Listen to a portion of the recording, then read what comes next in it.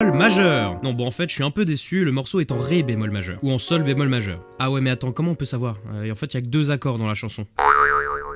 Et c'est ça le cœur de mon propos, on n'entend que 2 accords dans toute la musique. Le sol bémol majeur et le la bémol majeur.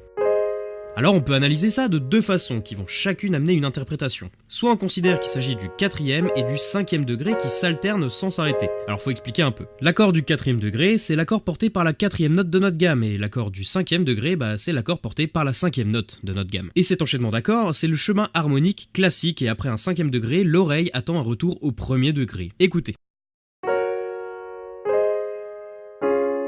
Là on se met bien, là c'est conclusif. Sauf que dans le Best Song Ever, on n'a pas ce 1er degré, et du coup ça produit un effet génial. C'est que vu qu'on retombe jamais sur notre accord principal, on a l'impression que le morceau ne va jamais s'arrêter et qu'on va danser toute la nuit, putain. Ça relance sans cesse la boucle, c'est cool non? Et d'ailleurs je pousse encore plus loin parce que je suis un fou. Écoutez la fin du morceau, on retombe toujours pas sur ce 1er degré, la musique se termine en fade out, toujours sur ces 2 accords. C'est forcément voulu, et c'est cohérent du coup.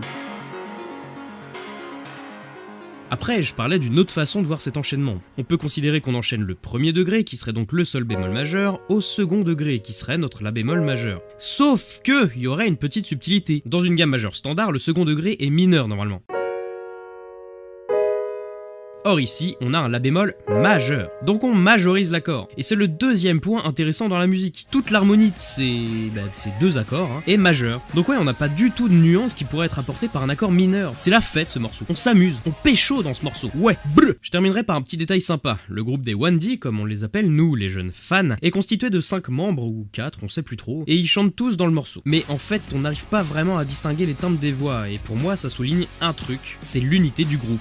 Ils sont soudés, ils ont la même voix.